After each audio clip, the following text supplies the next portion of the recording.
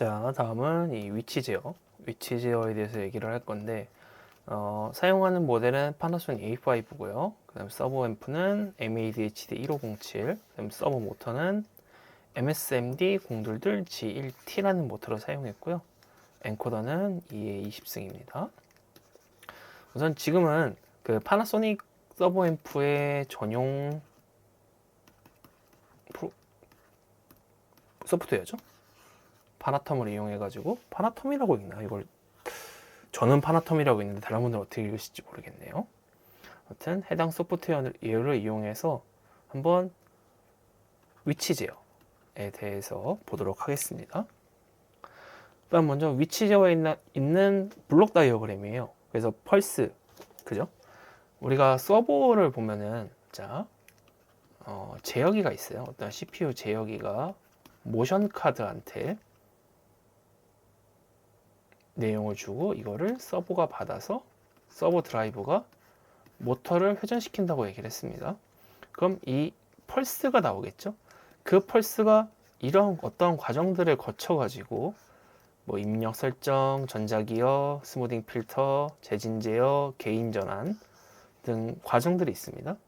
밑에도 피드포워드, 토크 피드포워드, 마찰 보정, 위치 제어, 그다음에 속도 제어, 노치 필터, 속도 검출 필터, 그리고 최종적으로 어떠한 과정을 거쳐서 모터가 회전을 하고 엔코더가 다시 돌려준다 라는 얘기가 있는데, 자 그럼 이 전체를 가서 한번 볼게요.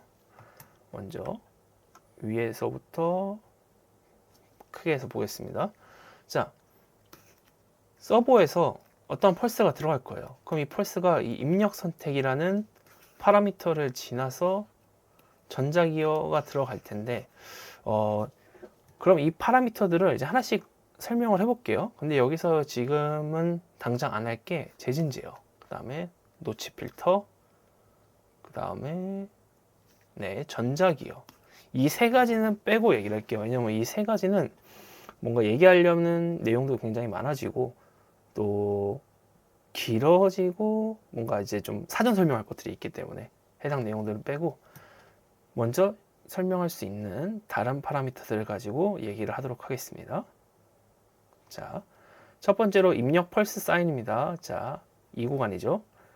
펄스 사인에서의 지령 펄스 입력 선택 파라미터 0.05, 0607인데 보시면은 0.05는요 지령 펄스가 이제 포토커플러냐 혹은 라인 앰프 전용이냐라고 얘기를 해요.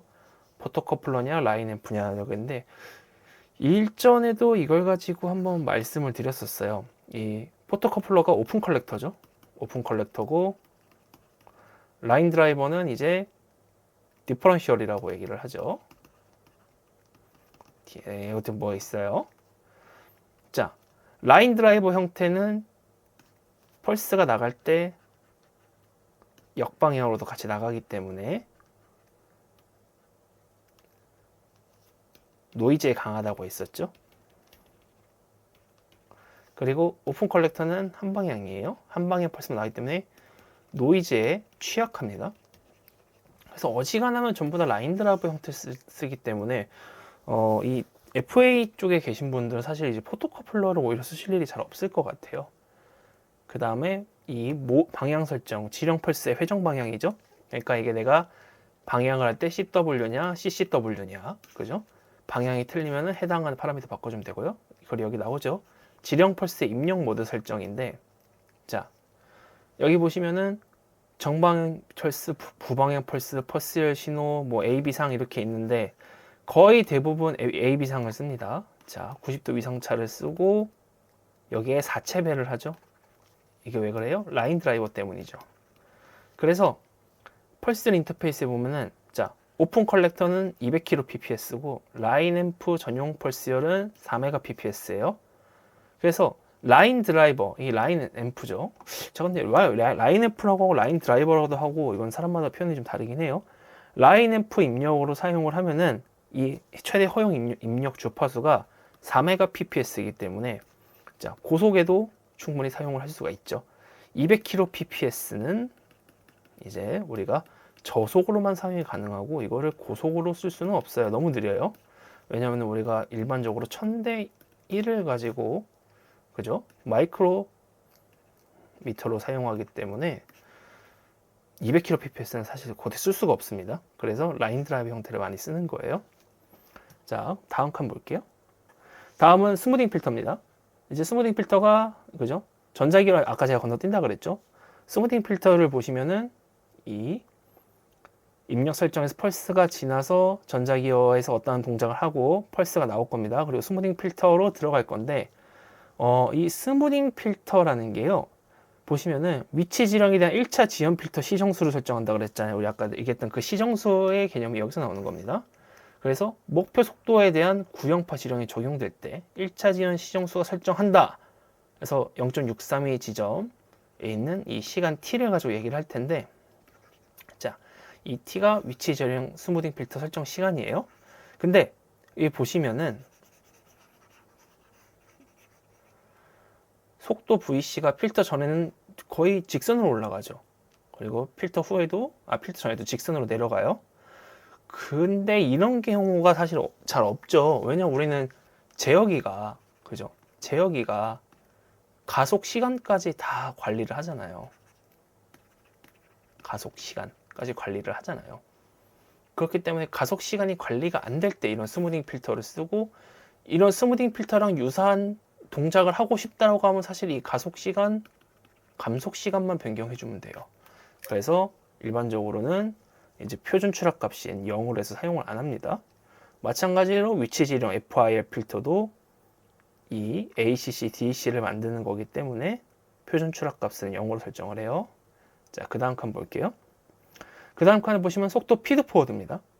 속도 피드포워드가 자, 입력 설정, 전자기어 지나가서 스무딩 필터, 재진전 아까 말씀 안 드린다고 했고요. 쭉 들어가서 이제 속도 피드포워드가 됩니다. 여기서 보면 나눠져요. 속도 피워드로 펄스가 가고, 그 다음에 위치 제어로 펄스가 가기 전에 엔코더에서 온 위치 편차죠. 엔코더 펄스 위치 편차로 플러스 마이너스를 해서 위치 제어 값으로 들어가요. 자, 그럼 이제 속도 피드포워드에 대해서 얘기를 해볼게요. 밑에 값입니다. 자, 속도 제어 루프 얘기를 해볼게요. 속도 피드포워드 게인이죠. 속도 피드포워드 게인을 보면 내부 위치 지령에 따라 계산된 속도 제어 지령에 이 매기분수 비율을 곱하고 그 결과를 위치 제어 처리에 따른 속도 지령에 더한다라고 했고, 속도 피드포워드 필터는 속도 피워드에 입력 영향을 주는 제일 지연 필터의 시정수를 설정한다고 얘기를 했어요. 근데 우리가 이제 블록 다이어그램을 보면요. 자, 펄스가 여러 가지 과정을 지나고 쭉 가서 피드포워드에 하나 들어가고, 그 다음에 위치제 하나 들어가는데, 자, 위치제 인코더 위치 편차를 보고 그 값을 플러스나 마이너스에서 들어간 다음에 속도 피드포워드의 그 개인 값과 필터 값과 합쳐서 어떠한 펄스로 다시 바뀌었습니다. 자, 여기서 중요한 게 뭐냐면요. 바로 이 부분이죠. 피드포워드는 위치 제어의 값과 합쳐졌어요. 그럼 피드포워드를 왜 쓰냐라는 게 이제 굉장히 중요해지거든요. 피드포워드를 보시면요. 피드포워드의 필터가 뭐 개인이 점차 증가함에 따라 유효하게 되고, 위치 편차에 대해서 어떠한 이렇게 값이 나온다라고 얘기를 했는데, 이런 얘기들보다 좀 더 간략히 말씀을 드리면은, 자, 이 제어 다이어그램 보면요. 어떻게 돼요? 엔코더가 현재 자기의 상태를 가지고 올려줬죠. 그럼 이 펄스가 들어와요. 둘이 연산을 하고 위치제로 나갔어요. 자, 이 연산을 하고 있음에 이미 동작은 하고 있잖아요. 모터는 계속 회전을 하고 있어요. 그럼 뭐가 생겨요? 위치 제어가 인코더의 값을 받아가지고 다시 연산하는 동안에 지연이라는 게 생겨요. 그죠? 이 지연이라는 게 생기기 때문에 위치 편차를 가지고 속도 지령을 내리기 전에 지연이 생겼으니까, 예를 들어서 지연 값이 10이라고 할게요. 우리가 위치 제어가 어떤 동작을 했을 때 지연인 10, 그러니까 출력이 만약에 10이면은 실제 지연은 15나 20일 수가 있어요. 그죠? 위치 제어만 가지고 나온 값은 10이고 실제 지연은 15나 20일 수 있습니다. 왜냐면은 이 인코더에서 한번 지연 필터를 거쳐서 나오기 때문이죠. 그러면은 우리가 원하는 이상적인 응답성이 안 나오죠. 사실 우리가 원하는 제일 좋은 응답성은 뭐예요? 입력값과 출력값이 똑같아야죠. 그죠? 화살표 좀 잘못 그렸는데 입력값과 출력값이 똑같아야 돼요. 근데 이 인코더를 통해서 피드백을 받는 순간에 지연이 생기기 때문에 이 지연에 따른 오차를 최대한 줄여주는 거예요. 속도 지령이 피어드 포워드가 들어가면은 우리가 만약에 난 주기적으로 10이라는 오차가 생겼는데 10이라는 오차를 보냈었는데 실제로 보니까 15나 20이야. 그러면 왜요? 5에서 10이 부족한 거잖아요. 그만큼 피드 포워드를 넣어주는 거예요. 그러면은 이 인코더를 통해서 들어오는 위치 편차로 다시 제어를 하는 순간에 발생한 그 오차 범위죠. 커진 오차 범위를 속도 피어드로 피드 포워드로 줄일 수가 있겠죠. 그래서 위치 편차는 지령 속도에 보시면 끝에 보면 100 속도 피드 포워드 게인 퍼센트가 들어가요. 이렇게 해서 지금 발생한 오차값보다 더 큰 입력값을 내서 응답성을 빠르게 해준다는 게 이제 속도 피드 포워드의 이유죠. 물론 토크 피드 포워드도 같은 역할을 해요. 그래서 속도 피드 포워드 게인과 속도 피드 포워드 필터, 그 다음에 그래서 점점 속도 피드 포워드 게인이 발생한다. 그래서 보정 속도 범위 내에서 위치 편차는 속도 피드 포워드 게인 증가를 감소시킨다. 그죠?